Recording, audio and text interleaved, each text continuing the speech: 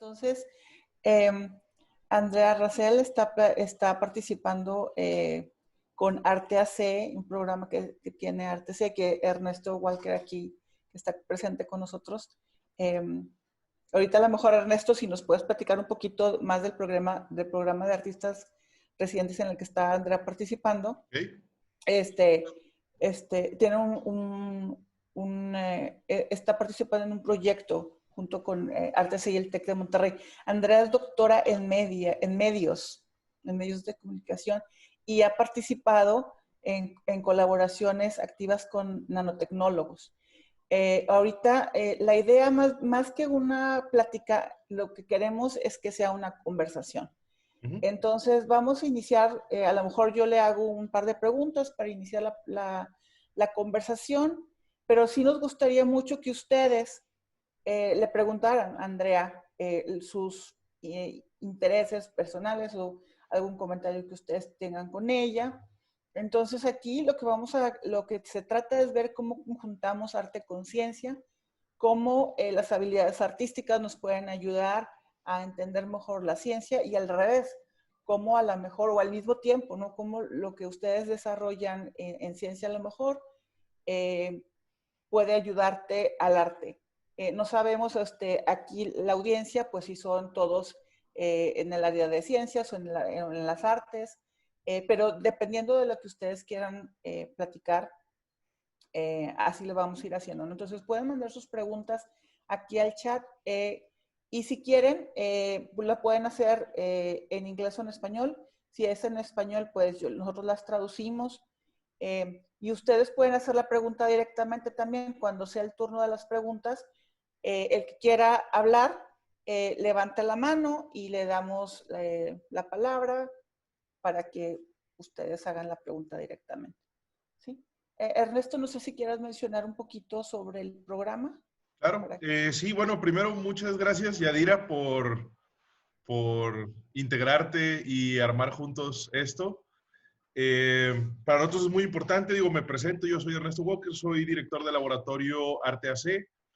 El laboratorio es relativamente joven, tiene un año de haber nacido, y justo como decía Yadira, somos vamos a decir, como un nuevo ente dentro del Tecnológico de Monterrey, dedicado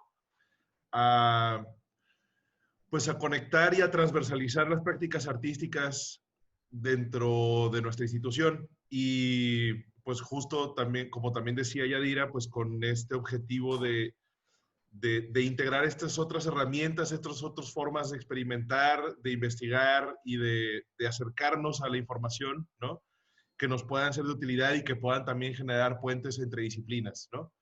Entonces, tenemos varios proyectos. El más, a mí me parece el más trascendente, pues es justo el programa de Residencias, que arrancó este semestre con 5 artistas en residencia. Entre ellas está Andrea Rassell, que nos acompaña hoy y que es justo como la estrella del día. Y pues en general los perfiles de las artistas que nos acompañan este semestre y en adelante siempre será como relacionado con prácticas artísticas que conecten varias disciplinas, ¿no? En el caso de Andrea, trabaja mucho con nanotecnología, y pues eso nanotecnología y cine, y digo, y ahí ya les contará el resto de las capas de su trabajo, pero nos parece muy interesante poder conectar este tipo de perfiles pues con lo que sucede en nuestra institución, y tratar de ver cómo esto puede convertirse en una herramienta de pensamiento para todos, ¿no? Sobre todo en una herramienta en la que no tenemos a la mano todavía pues un poco por el tipo de búsquedas que tenemos, por la configuración académica de nuestra institución, ¿no? Como que la idea es justo integrar esta otra herramienta y esta otra disciplina, ¿no? De manera transversal. Muchas gracias, Ernesto. So, Andrea, whenever you want to start, go ahead. I will ask if you want to introduce yourself also. And then Andrea has some slides, something that she wants to share to start the conversation. Okay. Thank you, Ernesto, and thank you, Yadira, for inviting me. It's great to be here with you, and thank you everyone else for coming. So I guess I just want to show you some slides, some images, so that you get a sense of what my practice is and what my work looks like and how it integrates science and art.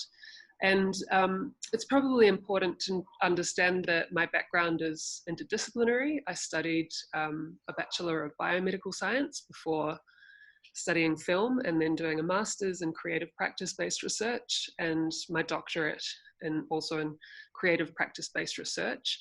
And I work within schools of media and communication. So in Australia, what that covers is filmmaking, writing, communication, media arts, and other digital art forms. So there's quite a few people doing creative practice-based research within that space.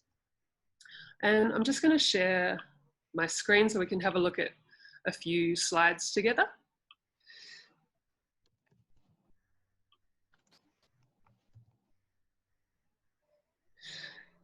So because of my background in science, I guess I've always been quite comfortable working within laboratories. And this laboratory here is one of the leading nanoscience laboratories in Australia. It's called the Micro Nano Research Facility, and it's at the RMIT University. And this instrument here in the back, the one that says icon, it's an atomic force microscope.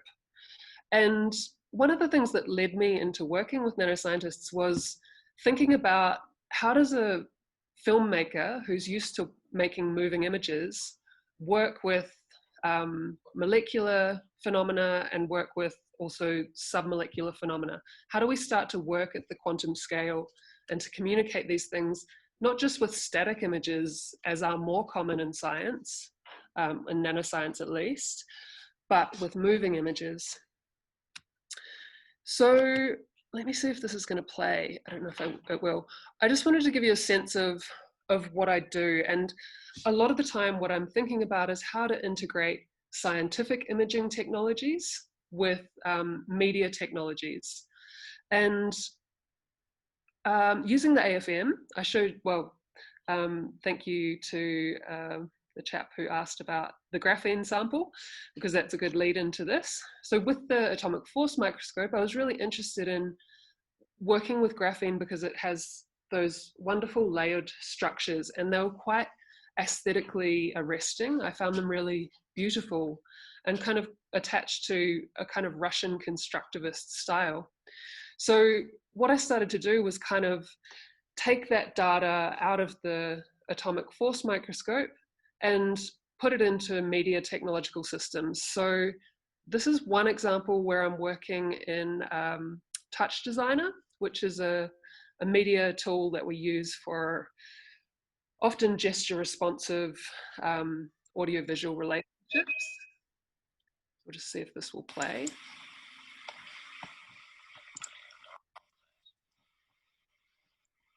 So just to show you that briefly, it's just a way of experimenting with how these data sets from science can be integrated into media workflows. I didn't actually follow this through to its completion, but I just thought it'd be an interesting example to show you guys. And this is an excerpt from an installation. So I do make moving images, but I often show them within an installation context. So this work, which is called Movement 1 Nanomorphology, and it's available on my website as well, which I'll show you the link to if you're interested in checking out the whole thing. Just to show you a snippet, this is the form of graphene as it's translated into a micrograph by the software associated with the atomic force microscope. So you can see the layered forms here. These are sort of very thin, atomically thick layers of crystalline carbon, and quite beautiful. And so what I did was, I know there are faster types of atomic force microscope, but for this work I ended up creating a really quite tedious, some would say, process of basically scanning continuously for days at a time in order to generate enough pixels, enough frames to create a moving image. And then we also work to sonify the data, and this is the result. I'm just going to skip through to the middle because this is the installation.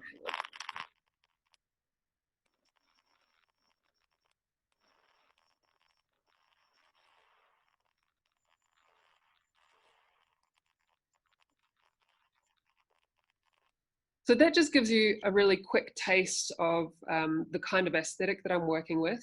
This really isn't designed to be seen on a screen though. The screen that it showed on was very small. It was embedded in the top of a plinth, like a box, plinto. I never know what the proper translation of plinth is, but there was also a surround sound sonic setup, and there's actually a lot of infra bass in this work. So we took the data and sonified it and then played it in a spatial, designed it for a spatial setup. And the infra bass, which is below 20 hertz, is supposed to be below the human range of hearing, but you can still feel it. So by using big sub-bass speakers in quite a dark space, when someone walks into the space, they have this, the tactility of the sound waves kind of buffeting their body. And the idea was to really suggest the physics of the nanoscale. Okay, what else have we got? Here's another quick work, microscopically mediated miniature television screen. It's a work called We Are Silently Surveilling One Another. I actually shot this footage in Mexico City, and that was part of an exhibition in Melbourne. Here's the scanning electron microscope. So this is in a second facility at RMIT University that I used during last year, called the RMIT Microanalysis, Microscopy and Microanalysis Facility. So many acronyms. So I was interested in working with this when I was doing a residency with the Ian Potter Nanobiosensing Facility. So this is a smaller nanotech lab at RMIT, but also doing some really incredible work with nanobiosensing systems. And something that I'm really interested in is how we visualize or experience nanoscale and nanotechnology. And so with this instrument, I developed this project, the Society of Nanobiosensing, which has its own project website, which I'll also share with you. There's a virtual version online, which I haven't been able to show the work at projection festivals, but that's the idea. So because the scanning electron microscope still creates kind of representative images in a sense, you can see here the two samples that I was working with. So on the left, we have copper TCNQ, which my collaborators are developing under different, like with different methanol, ethanol, water, etc., to grow these crystals, which can then be used for to mop up toxic environmental or industrial chemicals. And on the right, you see prostate cells, which are covered with a MOF, a metal organic framework, called ZIF-8, which is used as a drug delivery or gene delivery system. And so what I was interested in with this work, as you scientists will have experienced, you know, when you're sitting in a microscope, you're completely static. And so the idea with this was to bring the body and the sense of embodied cognition back into an interaction with nanotechnology. So what we've done is developed a system. I've got some images here. Oh, so the other important point of this, again, it's a form of endurance microscopy because it's collecting really large images. This image is 65,000 by 41,000 pixels wide, created using a mapping software and the scanning electron microscope. So just to show you, that gives you incredible resolution. So essentially you take that image out of the laboratory And then you can influence it with media technologies. And so I've been working with gesture responsive technologies, so people can use their hands and arms to zoom in, to swipe the image and move. And this is going to be showing at the Adelaide Projection Festival in Australia next year. Illuminate Adelaide, it's called. Here's the second sample. This one's my favorite. So you can see here all of the MOF technologies on top of the prostate tumor cells. So those structures get dissolved, and the gene or the drug, whatever's being delivered, gets taken into the cell. So here's my collaborator Diego, who's I'm working currently at Taller 30. There's a science, art and technology collective in San Miguel de Allende. And we've been developing with a Connect, like the full body gestures. And there's us just playing around. So that kind of gives you a bit of a sense of what I'm doing and how I'm doing it. Yeah, I have other projects, but I just thought that gives you a bit of an intro into what I'm doing. Thank you very much for your presentation. Those images are, I mean, for us that work with nanomaterials, those images are really, really nice. So remember to send your comments and questions via chat, or if you want to make the question yourself, just raise your hand. If you are not familiar with Zoom, you need to open the participant box, and then there's going to be at the bottom, there's going to be the option to raise hand, so we can put you online for questions. So Andrea, the other day when we were talking, I asked you, because you have a bachelor's in science. So I was asking, do you consider yourself a scientist doing art or an artist doing science? Because your PhD then was in media, in cinema and all that. So why are you? Well, you know, it is a good question. I think more and more, the more I progress down my career path, I consider myself an anti-disciplinarian. And for a long time, I struggled with that identity, because I was working in film when I was doing my undergraduate in science. I was working in science while I was doing my undergraduate in film. So for a long time, I had these two strands, and it was only really once I got into research proper during my master's that I really intertwined the two. And then I started thinking, well, I don't have to define myself as either. You know, I'm really interested in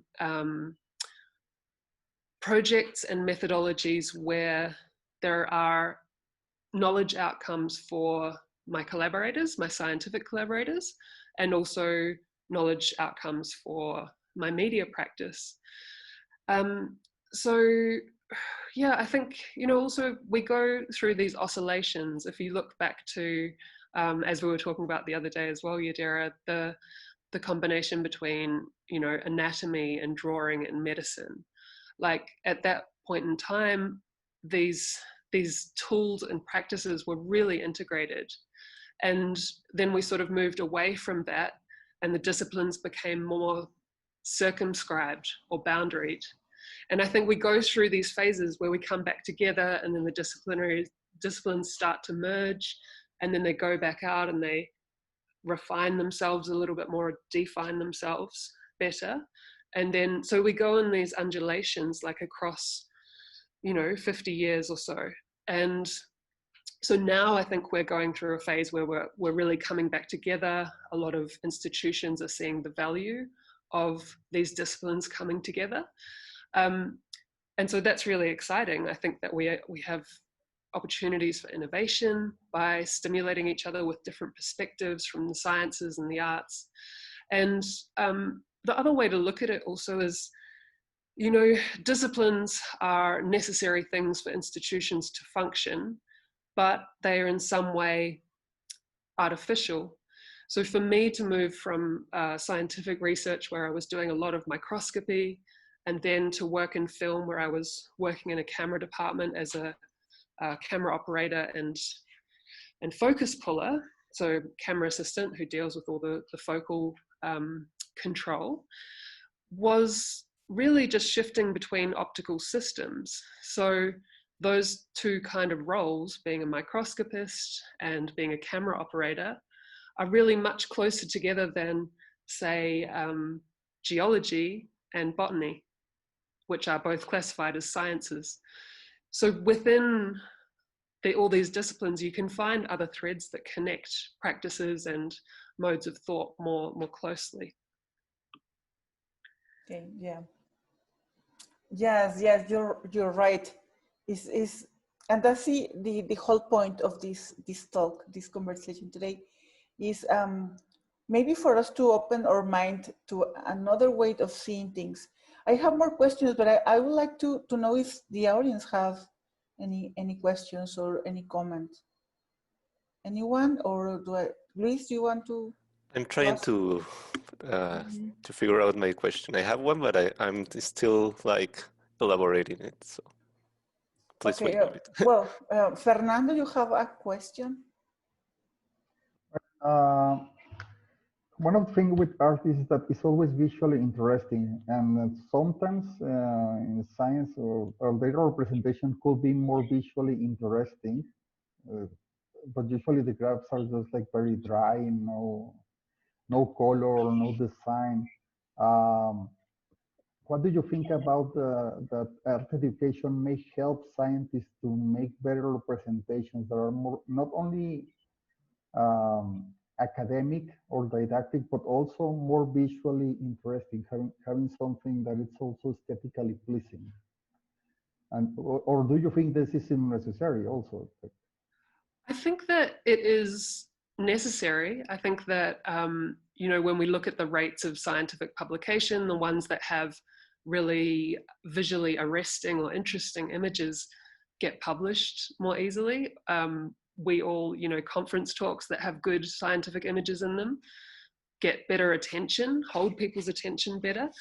But I do think, you know, this is something that many scientists misunderstand about science art research. And, you know, I call myself generally a science artist, or more specifically a nano artist. And often when I'm approaching scientists to do a collaboration, they feel that my function is an illustrative function to take their data and to illustrate it in a certain way, or to make it more aesthetic.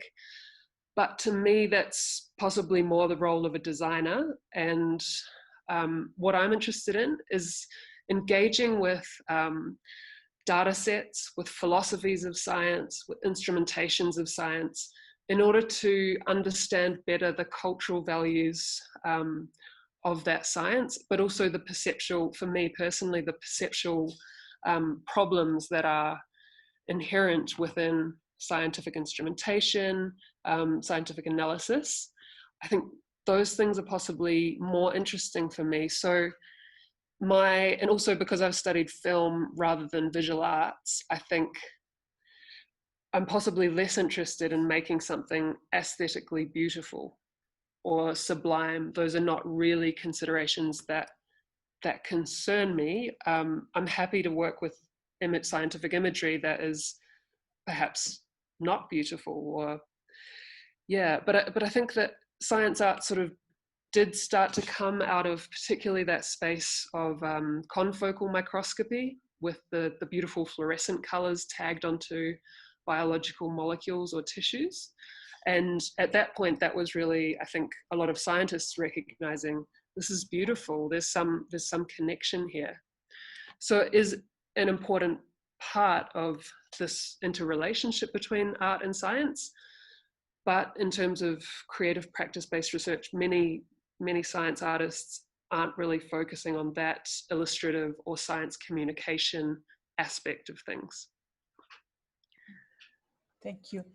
And it's very interesting now that you are talking about this topic, because the other day we were talking about microscope images. And the way you describe it, it was so poetic, if I may say. It was so beautiful. But how, for example, I myself, I can tell you, I don't have any artistic training. And I just don't know how to approach, how to analyze an image in a different way. And the way you were describing it, it's like if something was opening in my mind in a very different way. I was like, wow, you can analyze a microscope image from a different approach. So, and that's why I wanted to talk, if you can tell us about how, if you think about art appreciation, maybe you think about something else, but you don't think about a microscope image or a spectra from infrared or X-rays. So how can we, if we don't know how to start, or we are not used to that, how can we start analyzing our scientific data from a different angle? That's a really good and difficult question. It depends. I mean, perhaps this is the value of working with artists, because I think that you get very close to the phenomena that you work with every day. Excuse me. So if you are working with X-ray crystallography for years and years as a technique, and you are looking at those images, of course you do algorithmic analysis on them, and that's the main value of that image. That image is a tool, right? It's not a representative image. It's not like you look at an X-ray crystallograph and you say, oh, this is the form of the protein or whatever it is you're looking at.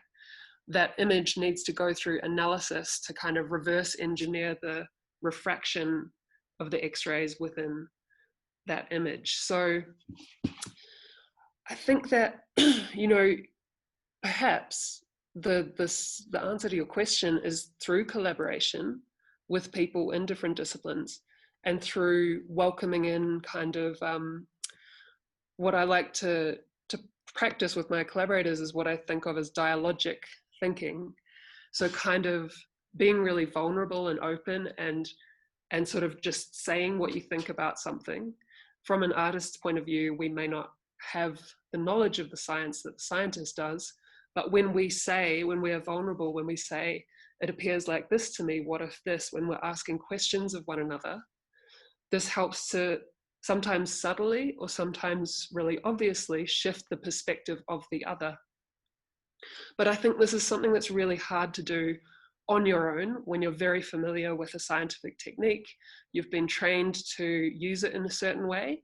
So another kind of method that a lot of science artists use is they come in and they talk about interventions into scientific processes. So that means using tools in ways that scientists don't. So yeah, I think that working together collaboratively and being vulnerable and open to having our own perspectives change is possibly the best answer. I'm sure there are other answers, but. Okay, thanks. Luis has wrote his question here. Do you want to ask your question, Luis? Yes, okay. Thank you for your presentation, Dr. Andrea. And well, I was thinking, when you mentioned that the virtual exposition, where you can manipulate the micrographs, the high definition micrographs, but I thought that maybe, well, if you have thought of a more physical way to represent that. So I thought about, I don't know, graph a micrograph and do it in a macro scale, the same topography we said. So people can actually become one with nanoscale, like touch the topography, see with their own eyes in front of them how the certain objects are, maybe some everyday objects. I don't know, fruits, foods, walls, or something like that. So that's what I thought. I don't know if you have thought about that. I have thought about that, and I'm really interested in tactile technologies. If anyone's a gamer, you probably are familiar with the kind of haptic technologies like rumble packs and tactile displays, which can use things like vibration sensors or electrotactile sensors. Well, the gaming doesn't do that, but other like medical products can do that. And I've played a little bit with the electrotactile side of things, which was a lot of fun, but we became desensitized to the electricity very quickly. And so that didn't seem a particularly good way to continue. But I think the vibrotactile displays have a lot of potential. I haven't sort of gone down that path too far, but I am really interested in touch. There are some artists who have made this kind of work. There's a couple called Krista Somaria. I can put together these examples and send them to Yadira after if you want to check out their work. But she and her partner Laurent made, and they're interaction designers as well as media artists. So they made this, as you're saying, like a human scale representation of nanoscale. It's called nanoscape actually. So it's a nanoscape. But instead of being a physical object, what they used was magnetism. So the idea was the viewers wore, or the feelers really, they wore a magnetic ring, and then they could run their hand over the system. So I think works like that are really interesting. Who else has done similar things with the touch? I think Victoria Vesna also, who's a really renowned nano artist at UCLA. She runs the art and science lab there. She's done some works with scaling up into a material practice, but I sort of, I haven't really gone down that path because I think other people are doing it and covering it, whereas people aren't really working in the moving image and creating. So I've sort of recognized that as a niche for my research, and I've been focusing on that side of things. But yeah, definitely it's a good idea. And I think definitely touch and tactility, particularly as media technologies start to evolve more, become better, are more accessible, that sort of thing. I think there's definitely a lot of space for that. Thank you. Thank you very much. Do we have any other? Oh, Eric, go ahead, Eric. Yeah, well, first, thank you for your presentation. And have you ever thought about, like you showed us in the prostate tissue, that there are certain molecules that are biomarkers that will attach to the tissue, to the cells? Have you ever thought about making chemical complexes that can attach to certain tissue and create specific patterns, like for making, I don't know, aesthetic images? So for example, those MOF ZIF8 particles are doped or covered with phenols, and that helps them home to the prostate tumor cells. So you're suggesting perhaps using that as a way to create aesthetic patterns? Right. No, I hadn't actually thought of that. Like even, for example, I don't know, maybe fluorescent molecules that will attach to those complexes and create aesthetic patterns. Yeah, that's a great idea. I've actually, I'm going to be doing a fellowship next year at Symbiotica in Perth, which is a biological laboratory for artists, and also in collaboration with a nanoscientist called Professor Aya Swaminathan, who's he does nanobiosensing work as well in Perth. So yeah, maybe we can try out that technique. Thanks for the suggestion. Thank you. And then we have more questions. Anna asks, I don't know if you want to ask the question yourself. Anna is asking if where we can find publications about art and science, or are there any journals? Sure. I think, well, the major journal would be Leonardo. I apologize for not being so well versed in the Spanish-speaking literature, but there are definitely good people. Oh, I can't see my book and I can't remember the author's name, but I have a fantastic book by a Spanish academic on bioart, which I can share if I make a list of resources to send to Yadira to share with everyone. But yeah, Leonardo is the big one that's been running since the 1960s. There's also Technoetic Arts is really great. I might just type that in the chat. And that's a journal for the intersection of science, art, and consciousness. So a lot of arts practices that have to do with sentience and consciousness and like brain uploads, and really cool. It's a very good journal as well. Those would be the top two that I recommend. Thank you. And then there is another question in the chat. So Marino says, thanks a lot for the presentation. I really enjoy it. I have one question. Can nature or the manifestation of nature phenomena be considered art? What defines the boundaries between art and scientific art, and make it different from the conventional art definition? What art categories do you think belong to your work, or does your work belong to? Conceptual, contemporary, visual art, modern? I think really, there are several questions in really good questions. Mm-hmm. Really good questions. Thank you, Marino. So, in answer to your first question, can nature or the manifestation of natural phenomena be considered art? I would say by itself, no. I think the difference between art and science art or scientific art is, I mean, art is super broad, right? Like art is as broad as science.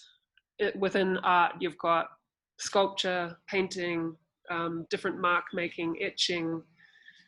It's really broad already. It's like as broad as looking at, you know, the differences between botany and physics, theoretical physics, particle physics, biology. So, you know, when I think about art generally, I think about this kind of spectrum where on the one hand, you've got sort of the more aesthetic arts, more concerned with beauty and creating, I mean, almost decorative arts, and then coming across to, you know, painting and visual arts, and which are, you know, more concerned with, I guess, representation and, again, still more on the beauty side of things. And then the science arts are almost on the other end of the spectrum where they're quite hard as opposed to soft on one hand. So science art, as I mentioned, it's really artistic practices that are engaging with scientific philosophies, scientific technologies, scientific data.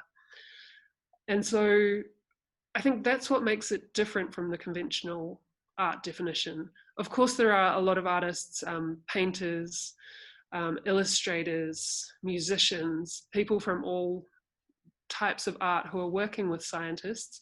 But I mean, just to make a case for my particular area, I think that media arts and media technologies make a really nice combination to fit in with scientific artistic processes. And in answer to your final question, the art category I think my work fits into is experimental, rather than any of those conceptual, contemporary, visual art, or modern.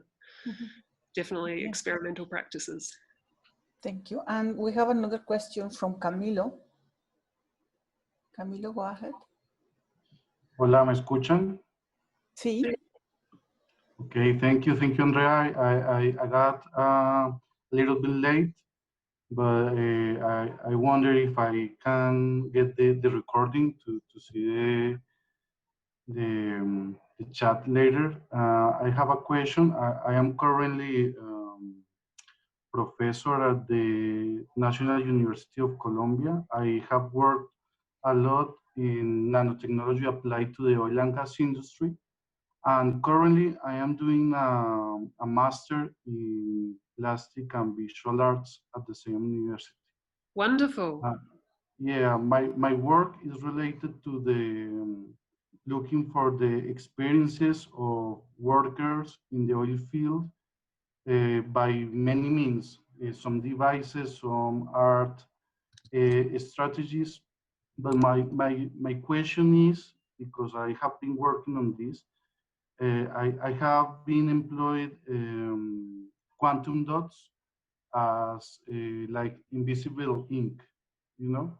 Mm-hmm. So when the people from the oil fields that, you know, they suffer in many ways of discrimination, gender discrimination, also some difficulties because it's really hard to be in an oil field, and they are afraid to talk about this. So there is some related to the silence, to the non-said, to the concept of place and the difference between space and how you make like your home, your family. And this is difficult to talk because some repression from the industry. And my question is, do you think that nanotechnology, nanoparticles, nanofluid, or by other means, can help us a way of art to reveal some experiences, some situations, like in a confidential way, no like an end, but like highlighting the process during the revelation of the experiences. Is because like analogy that you can see the nanoparticles, you can see the experiences, you can feel the pain the others are feeling during some situation, but maybe nanotechnology can help, can be a mechanism, a channel to discover these silence or non-said experiences. I'm thinking about, as you discuss your work, and you mentioned quantum dot ink, I'm thinking about like the technology that I showed you, copper, TCNQ.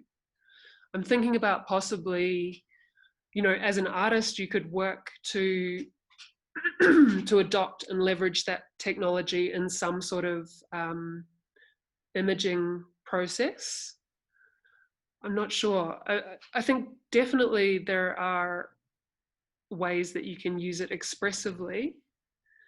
I'm just wondering about how. I'm thinking what kind of technologies, nanotechnologies might be valuable within that industrial scenario so that you've got different layers, and then how can you make that poetic in terms of representing something of importance to the community that you're working with. Yeah, precisely. We are working with some quantum dots that are indeed used in the oil and gas industry to trace the connectivity between wheels. So here in the work, I'm trying to trace the experiences between some oil field workers using these quantum dots. I'm going to put this on the chat. The link is in Spanish. I'm sorry because, you know, like. No, that's okay. But maybe you can see something, and I will be delightful to have your feedback. Wonderful. Yes, I'll definitely check it out. Thank you. I'm sorry if I can't be very helpful just off the cuff, but I'd love to think about it some more.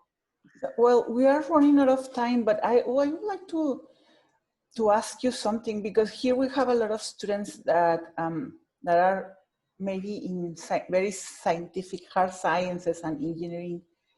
So, and maybe they never thought that you can do something else with your degree. You don't necessarily have to go into the lab or work at an industry.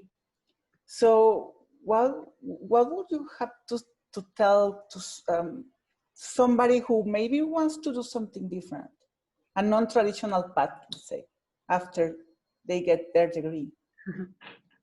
Sure. I mean, I think that, you know, it's not always possible time-wise or economically to go and do multiple degrees. Like, it was a real struggle for me to change degrees. I spent a lot of time working very, very hard, and I know that, you know, all the people I've been engaging with at Tech work really hard, so you're no stranger to that, I'm sure. But I think, again, to come back to this idea of collaboration, and if anyone is interested in pursuing research careers in particular, the opportunities for collaboration with people from different disciplines are really abundant. There are so many of these opportunities. So I would just encourage you perhaps not to feel like just because you're studying nanotechnology that you always have to only operate within that space. There are lots of different relationships that you can build. And, you know, I'm familiar with research because I've spent most of my working life in research, but I think this is possibly true in industry as well, that you can develop relationships to allow outside influences into your world. So I just hope that, you know, I know when I was studying biomedical science, I loved it, but I didn't want to focus on one molecule for the next 50 years of my career. So that's what led me to look further outside of science. But yeah, I think just don't feel like you're completely stuck just because your undergraduate is in this one topic. Thank you. Yeah, no, thanks a lot. And here I would like to ask Ernesto. Ernesto, if you can comment to our students about the resources that maybe Arte can offer in that regard. Yeah, of course. I mean, the laboratory is like a rare specimen, as I was telling you at the beginning, within the Tec de Monterrey, because we don't have an endemic population, you know, like we don't have like an arts degree or something, like people who studying like directly the type of things that we promote. So that's been something good in the end. I mean, in our short experience, because that's been helpful for us to knock doors and be like not from other place, you know? Like we are not like, I don't know, for example, the optics laboratory is from the physics engineering. So you know that when you're collaborating with the laboratory, the optics laboratory, you're like visiting that department and that school and that type of like the students and the degree. And so with us, it's not the same. Like we are from nobody, and at the same time we are for everybody. So that's very helpful for our idea of building bridges between disciplines. So in terms of the type of resources that we can offer to students, of course, we have a physical space that's inside Casa Naranjos. I don't know if you have, if you know about that place. It is a community center from Distrito Tech, which is very, very near to the campus, but it's like outside of the main space of the campus. And so that's also pretty helpful for, you know, it's open to any visitor, and like it's a very friendly space. And that space, of course, has like some tools. Of course, you have like a space that's going to be open for students to even just go and hang out. But of course, it's equipped as a workshop. It has very basic, I don't know, more into industrial design and more into makers type of tools, you know. But that's of course intentional, also because we don't want the laboratory to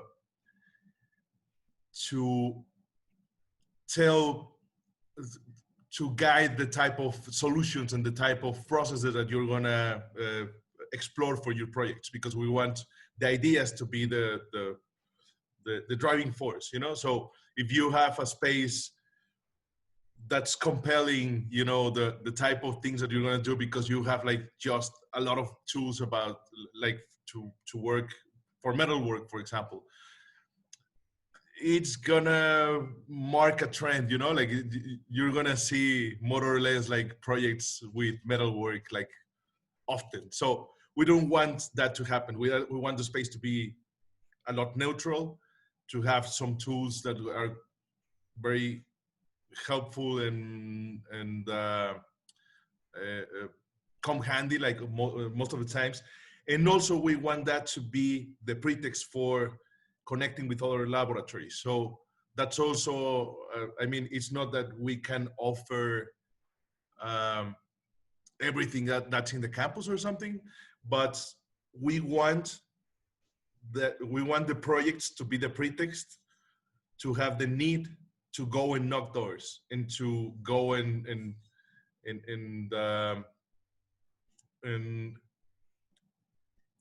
obtain the permissions to use something that's like for a specific discipline or for a specific group. So ideally, we can be the key to all the toys in the campus. Ideally, of course, that has to do with, of course, being respectful, of course, finding the benefits to all the parts involved, and how that can be something interesting and meaningful, like as an experience for everybody. Mm-hmm. And so that's all, of course, part of our job, you know, from mm-hmm. the laboratory. But mm-hmm. we want, I mean, also that's why we are working from the arts to the rest of the disciplines, because the arts tend to be more open to experimenting, to not being completely sure of what you are doing, to also asking different questions, mm-hmm. different questions, that those questions that some industries are asking, you know, like for a specific objective or a specific need for an industry or for a business or for you know, a scientific career or something. Like sometimes arts, I mean, of course there are like these big questions that are being followed by the arts, but also tends to be a discipline that can operate more freely, that can decide to go off-road, you know, to ask some other things, to experiment in different ways, to connect different things, to experiment with the ways, the social processes and the linguistic processes to build these bridges, of course, the disciplinary bridges, mm-hmm. Processes too. Mm-hmm. And so, yeah, I mean, yeah. They're pretty romantic too, as you can hear. Sure. And so that is that it is more or less. If I can also give you our contact information. Yes, please. We are constantly uploading content to our Instagram account, which is Laboratorio Arte AC, just like that. Also, we have our website, which is part of the Arte AC Institute. It's called arteac.edu.mx/laboratorio.